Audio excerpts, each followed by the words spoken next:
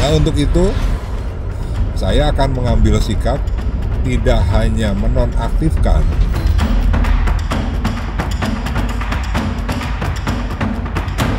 di mana pelanggarannya HAM, jangan-jangan ke HAM.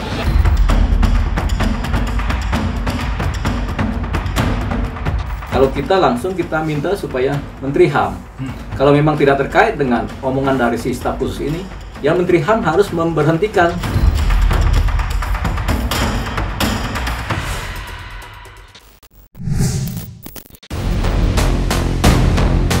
Kasus intoleransi, intimidasi, sekaligus tindakan anarki yang dilakukan oleh sejumlah orang terhadap jemaah yang sedang melakukan kegiatan keagamaan di sebuah villa di daerah Sukabumi, Jawa Barat belum lama ini menuai perhatian luas dari masyarakat. Namun yang mengejutkan, salah satu pelaku yang diketahui bernama Yudiansyah yang kini sudah ditetapkan menjadi tersangka merupakan Ketua PAC PDI Perjuangan Kecamatan Cidahu, Sukabumi. Menyikapi hal tersebut, DPD PDI Perjuangan Jawa Barat mengambil langkah tegas dengan menonaktifkan keanggotaan Yudiansyah sebagai kader PDI Perjuangan.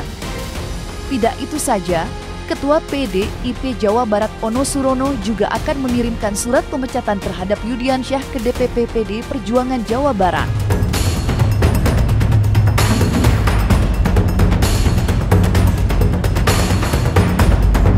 terkait dengan kasus intoleransi yang terjadi di Kecamatan Cidahu, Kabupaten Sukabumi, yang dugaannya melibatkan salah satu kader PDI Perjuangan, yaitu Saudara Yudi, di mana saat ini sedang menjalani proses hukum. Maka Dewan Pimpinan Cabang PDI Perjuangan Kabupaten Sukabumi langsung melakukan investigasi, meneliti keterlibatan yang bersangkutan. Nah, sehingga hasil dari investigasi penelitian tersebut, hari ini DPC menyampaikan surat kepada DPD Perjuangan Provinsi Jawa Barat yang intinya sangat menyayangkan betul terkait dengan peristiwa tersebut, apalagi melibatkan kader PDI Perjuangan, dan juga menyampaikan terkait dengan permohonan penonaktifan Saudara Yudi dari kepengurusan partai. Bapak, Ibu, kawan-kawan sekalian, PDI Perjuangan adalah partai ideologis yang berasaskan Pancasila, di mana setiap kader wajib Pancasila itu dibumikan, dijalankan dalam kehidupan sehari-hari. Jawa Barat yang dikenal dengan kasus intoleransi, kekerasan yang ratingnya masih tinggi, tentunya mengharuskan setiap kader PDI Perjuangan menjalankan nilai-nilai Pancasila itu, bukan bertindak sebaliknya, ikut serta dalam sebuah suasana yang pada akhirnya melakukan tindak intoleransi terhadap pelaksanaan ibadah. Nah, untuk itu saya akan mengambil sikap tidak hanya menonaktifkan Saudara Yudi tersebut, tapi DPD akan memberikan rekomendasi pemecatan Saudara Yudi sebagai anggota PDI Perjuangan kepada DPP partai. Tidak dipungkiri kasus intoleransi yang terjadi di Sukabumi makin ramai dan menuai perhatian luas usai staf khusus Kementerian HAM memberikan pernyataan yang dianggap teledor mengenai penangguhan penahanan terhadap para tersangka yang saat ini tengah menjalani proses pemeriksaan. Pernyataan staf khusus atau Stafsus HAM tersebut tidak sejalan dengan Menteri HAM Natalius Pigai yang dengan jelas menolak wacana penangguhan terhadap para tersangka. Sikap Menteri HAM kembali ditegaskan saat melakukan kunjungan kerja di DPR RI Komisi 13. Dalam pertemuannya dengan salah satu anggota DPR, Natalius dengan tegas menolak rencana penangguhan terhadap para tersangka kasus intoleransi di Sukabumi. Sementara itu Muhammad Rofiki melalui laman media sosialnya menulis pesan terkait kunjungan kerja Menteri HAM. DPR RI bersama Kementerian HAM RI, tulisnya di akun Instagram miliknya. Jadi memang pertama kali kami tanggapi dengan statement dari Stafsus mengatakan akan mengajukan penangguhan tidak menjamin.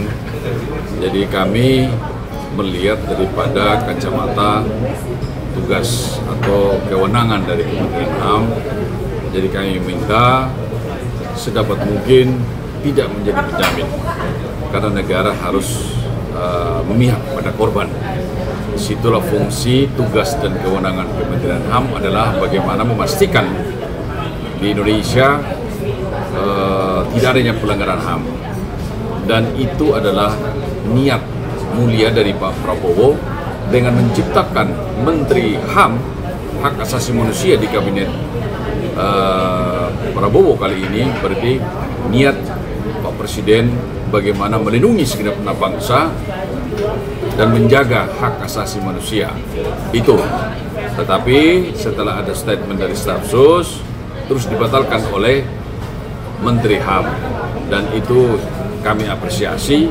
Memang selayaknya begitulah tugas dari Kementerian HAM, bahwa dia bertugas menjaga keberagaman, menjaga kebinekaan.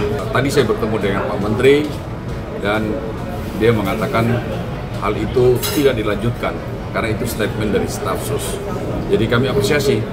Maka kami mengajak, ayo kita bersama-sama, seluruh kita lah, baik yang berbeda-beda, kita satu dalam kesatuan negara Republik Indonesia. Kita melihat bahwa zaman pemerintahan Prabowo Gibran saat ini dengan adanya Menteri HAM itu adalah wujud bagaimana niat baik untuk melindungi segenap bangsa Indonesia. Di mana pelanggarannya HAM? Jangan-jangan ke HAM. Kasus Roy Suryo ke HAM, apa HAM itu? Pelanggar HAM berat itu apa? Pelajar itu jangan berlindung kepada instansi untuk mencari perlindungan, padahal dia salah. Makanya dikatakan Komnas HAM tidak berwenang. Silakan yang berwenang siapa? Kecuali ada fisik, ada mental, ya, gitu. Apa-apa, didiskriminasi sepihak boleh. Ya mungkin konsultasi dengan HAM. Kalau kita langsung kita minta supaya Menteri HAM, kalau memang tidak terkait dengan omongan dari si staf khusus ini, ya Menteri HAM harus memberhentikan si yang bersangkutan. Jadi si Thomas ini namanya ya, saya juga sebel ngeliat orangnya ini. Jadi memang harus diberhentikan dia dari staf khusus, nggak layak dia sebagai staf khusus di HAM, gitu, di Kementerian HAM ya. Jadi harus diberhentikan, digantilah, cari yang pinter-pinter lah, gitu. Karena ini malah mempermalukan bangsa dan negara, apa yang dia lakukan ini kan. Kita sendiri mendengarnya malu, jadi kita bukan lagi mengecam. Nah, persoalan karena ada tekanan-tekanan, kecaman dari masyarakat atau netizen itu biasa. Tapi yang paling penting core-nya adalah dia tidak layak berprofesi sebagai staf khusus HAM. Jadi daripada kemudian kita ribut, mendingan menteri ini yang mengganti si staf khusus ini. Jadi kita minta staf khususnya diganti. Mereka ada yang menggerakkan ini siapa yang dikejar, termasuk juga mungkin kepala desanya juga, karena dia mengetahui kemudian mungkin ada di sana juga, gitu. Jadi mereka juga yang harus dikejar, gitu. Jadi kalau bisa semuanya pelakunya yang ada di lapangan itu dikejar, ditahan, ditangkap, supaya apa? Supaya nanti timbul kemudian ketegasan dalam hukum, ketegasan dalam bernegara, sehingga tidak ada orang lain atau pihak lain yang mencontoh apa yang mereka lakukan. Apa yang mereka lakukan sebenarnya mempermalukan negara secara keseluruhan, mempermalukan negara secara keseluruhan. Buntut ucapan ucapan staf khusus Kementerian HAM yang akan memberikan jaminan dengan meminta penangguhan penahanan terhadap para tersangka kasus intoleransi memicu sentimen publik. Ya, berbagai lapisan dan unsur masyarakat ramai-ramai mengecam pernyataan staf khusus Kementerian HAM. Belakangan ini pernyataan tersebut menuai polemik. Ada yang kelompok yang mendukung agar kasus intoleransi dihentikan dan para tersangka ditangguhkan, tetapi tidak sedikit pula yang menentangnya dan meminta para pelaku mendapat hukuman sebagaimana diatur dalam undang-undang. Salah satu kecaman keras datang dari Aliansi Suara dari Timur yang meminta para pelaku diproses hukum dan menolak wacana penangguhan.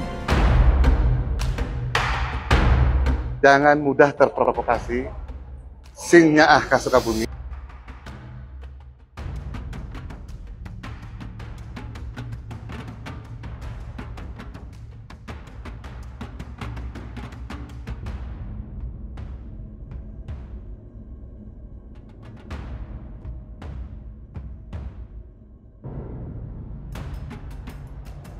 Barusan kita sudah melaksanakan pertemuan damai dengan seluruh lintas agama di Kabupaten Sukabumi.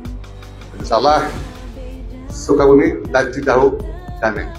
Saya menyampaikan kepada semua, jangan mudah terprovokasi, sing nyaah ka Sukabumi, kita damai Sukabumi, masyarakat Sukabumi, dan untuk Cidahu sudah selesai. Jangan terprovokasi karena situasi ini.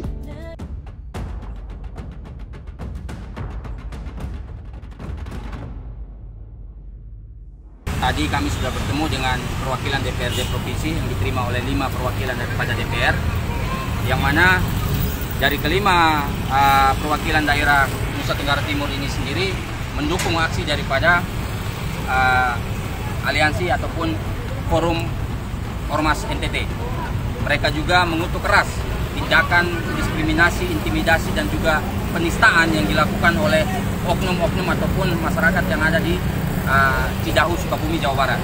Dan kami berharap pernyataan daripada Kemenham itu sendiri bisa segera dicabut dan proses hukum harus ditegakkan kepada 7 tersangka ini. Di sini kami merasa heran, dari sekian banyak orang yang terekam dalam video itu, cuma 7 orang yang ditetapkan sebagai tersangka. Apakah sisanya itu binatang atau jin atau apa? Itu yang kita pertanyakan hari ini. Karena sekian banyak itu, hanya 7 yang ditetapkan tersangka. Jadi kami memohon, kami meminta secara tegas untuk ke-7 orang itu diproses hukum. Tidak ada kata materai. Pace Natalius Pigai, terima kasih selaku Menteri HAM, Anda telah menolak untuk melakukan penangguhan terhadap 7 yang merusak acara retreat di Cidahu. Ya, betul Anda memang mantan anggota komisioner HAM, dan di sini jelas bahwa perlu Anda tegaskan di sini bahwa kebebasan memeluk agama itu adalah hak asasi manusia dan tidak boleh diintervensi oleh bagudung-bagudung seperti ini, ya. Agar Pace tahu, itu artinya monyet, ya. Bagudung itu artinya tikus. Jadi tikus-tikus dan seperti yang terjadi di Cidahu itu perlu diberantas, ya. Kami mengucapkan terima kasih kepada Polda Jabar, ya, yang telah menetapkan 7 tersangka.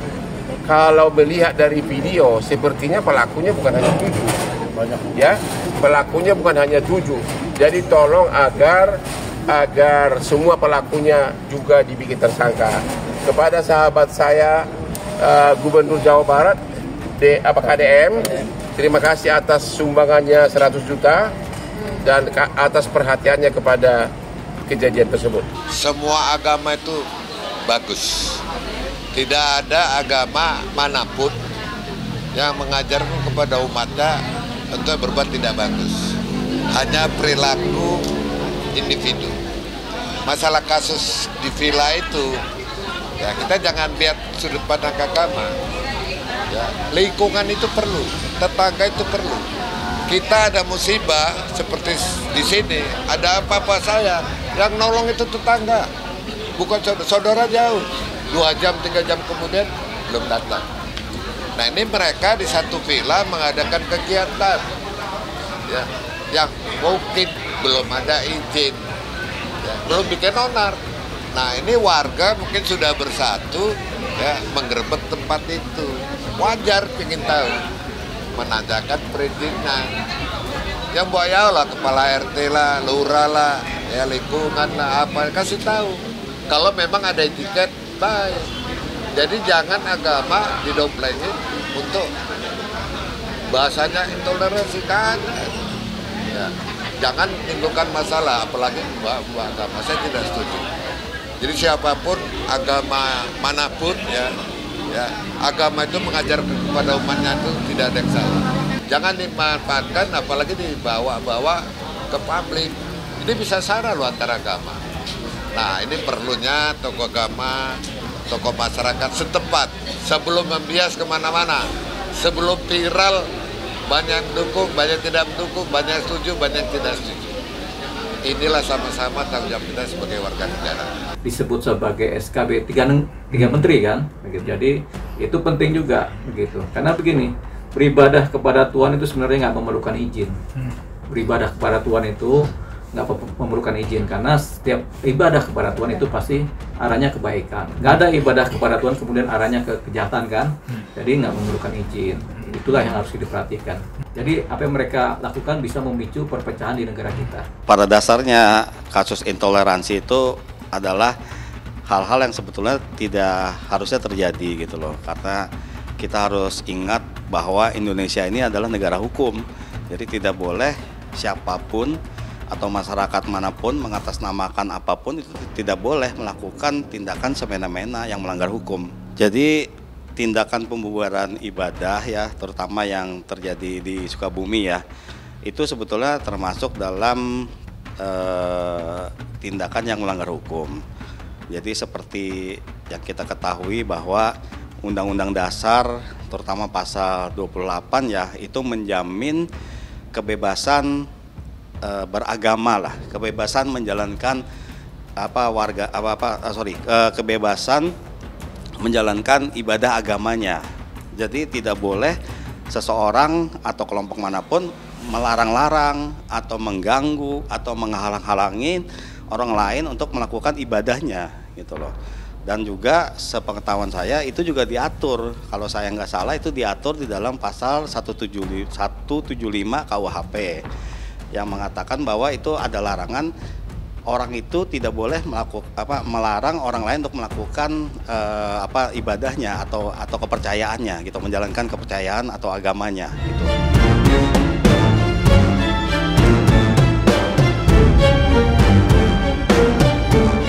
Mengenai nasib 8 pelaku intoleransi yang kini sudah ditetapkan menjadi tersangka, sepenuhnya di tangan kepolisian. Hal itu disampaikan langsung Gubernur Jawa Barat Deddy Mulyadi saat menemui istri para tersangka yang meminta agar suaminya dibebaskan. Dengan halus Deddy Mulyadi menolak permintaan istri para tersangka dengan alasan tidak bisa mengintervensi hukum, menurutnya proses pidana bukan wewenangnya. Sebagai gubernur, dirinya berdiri di atas semua golongan, tidak berdiri di satu pihak saja. Pernyataan tegas Deddy Mulyadi mendapat apresiasi lantaran hukum tidak boleh pandang bulu.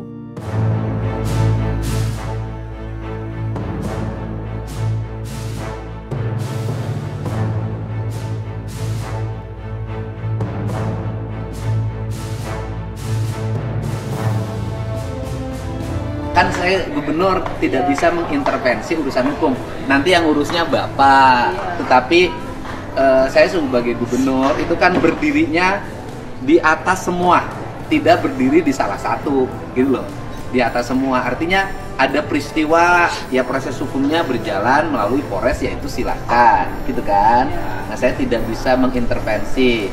Tetapi saya sebagai gubernur juga harus melihat sisi sosialnya. Sisi sosialnya, misalnya ibu kehilangan tulang punggung keluarga. Karena yang biasa ngurus kehidupan ibu sekarang ditahan. Akibatnya priuk nasi ibu berhenti. Karena yang usahanya tidak ada. Nah ini kan yang begini kan saya harus membantu dari sisi sosial.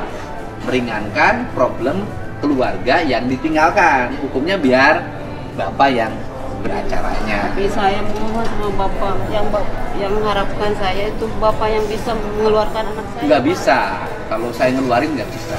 Iya. Gubernur nggak bisa mengeluarkan orang dari tahanan. Jadi sikap dia sebagai pemimpin yang sudah tepat. Dia jadi sumput bola, jangan menunggu cerita kan. Jadi Deddy Mulyadi sudah datang ke sana berusaha menyelesaikan persoalan dan tetap memproses apa yang terjadi di sana kan, tidak pidana yang terjadi kan, sekaligus juga merangkul korban kan, sikapnya sudah tepat. Termasuk juga ketika keluarga tersangka datang kepada dia juga ada persoalan, tapi dia harus tegas gitu. Jangan kemudian lemah karena ada yang datang minta tolong, jangan. Hukum itu harus tegas dan memaksa. Jadi dia sudah melakukan posisi dia sebagai pimpinan pemerintahan di wilayah setempat, jadi dia sudah bertindak secara tegas.